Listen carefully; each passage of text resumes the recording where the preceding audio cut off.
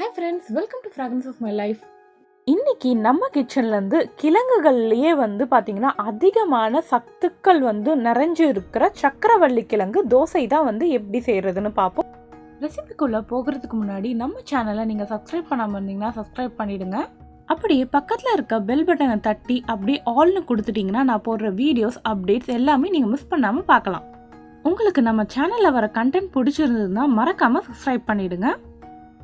சக்கரவள்ளி கிழங்கு தோசை செய்கிறதுக்கு தேவையான பொருட்கள்: சக்கரவள்ளி கிழங்கு நல்லா துருவி வச்சுக்கோங்க.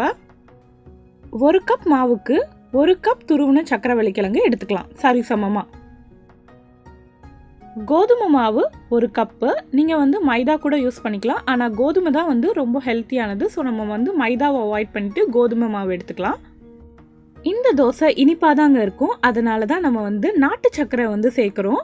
1 கப் மாவுக்கு 3/4 கப் நாட்டு சக்கரை, 1 முட்டை, 1/4 டீஸ்பூன் வெண்ணிலா எக்ஸ்ட்ராக்ட். வெண்ணிலா எக்ஸ்ட்ராக்ட் இல்லாதவங்க வெண்ணிலா எசன்ஸ் சேர்த்திங்கன்னா ஒரு 1/2 டீஸ்பூன் சேர்த்துக்கணும். வெண்ணிலா எசன்ஸே ஆப்ஷனல் தான், உங்களுக்கு அந்த முட்டை ஸ்மெல் வராமல் இருக்கிறதுக்காக தான் இது சேர்க்குறோம். தேவையான அளவு பால். இப்போ ஃபஸ்ட்டு ஒரு மிக்சிங் பவுலில் நம்ம கோதுமை மாவை சேர்த்துக்கலாம். இது கூட ஒரு முட்டையை உடச்சி ஊற்றிக்கலாம். முட்டை வேணான்றவங்க முட்டையை அவாய்ட் பண்ணிக்கலாம். முட்டை சேர்த்திங்கன்னா பேன் கேக் மாதிரி கொஞ்சம் நல்லா ஃப்ளஃபியாக வரும். இப்போது இது கூட நாட்டு சர்க்கரையையும் சக்கரவள்ளி கிழங்கையும் சேர்த்துக்கலாம். இப்போ நல்லா மிக்ஸ் பண்ணி விட்டுக்கோங்க. கொஞ்சம் கொஞ்சமாக பால் ஊற்றி நல்லா கலந்துக்கணும். இந்த மாதிரி விஸ்க் வச்சு நல்லா கலந்து விட்டுக்கோங்க. அப்போது எல்லாமே நல்லா மிக்ஸ் ஆகிடும். இப்போது இது கூட வெண்ணிலா எசன்ஸ் சேர்த்துக்கலாம். நான் வெண்ணிலா எக்ஸ்ட்ராக்ட் சேர்க்குறதால 1/4 டீஸ்பூன் தான் சேர்த்துருக்கேன். இந்த ஸ்டெப் நீங்கள் ஸ்கிப் பண்ணிக்கலாம். வெண்ணிலா எசன்ஸ் இல்லைன்னா நீங்கள் சேர்க்க தேவையில்லை. இப்போ கொஞ்சம் கொஞ்சமாக பால் ஊற்றி நல்லா கோதுமை மாவு தோசை போடுவோம் இல்லையா, அந்த பதத்துக்கு நம்ம கலந்துக்கணும். பாலுக்கு பதிலாக நீங்கள் தண்ணி கூட சேர்த்து கலந்துக்கலாங்க. பால் சேர்த்திங்கன்னா நல்லா அந்த ஃப்ளேவர் உங்களுக்கு நல்லா கொடுக்கும்.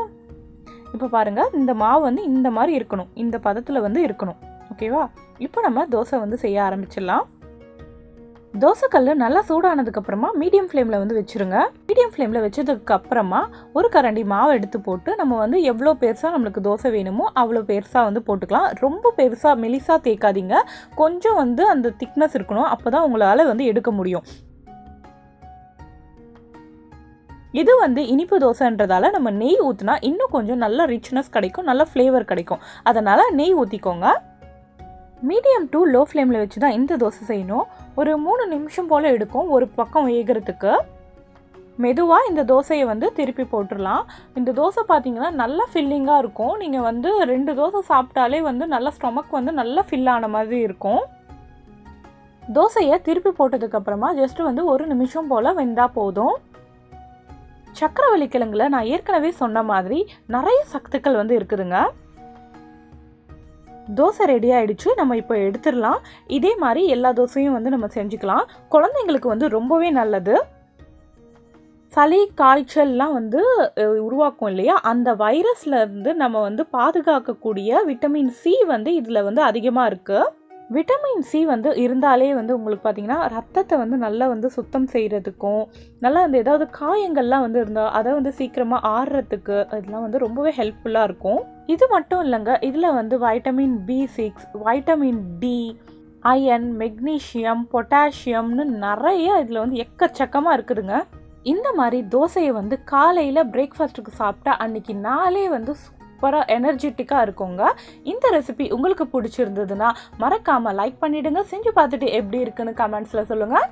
உங்கள் ஃப்ரெண்ட்ஸ் கூடலாம் ஷேர் பண்ணிவிடுங்க. தேங்க்யூ.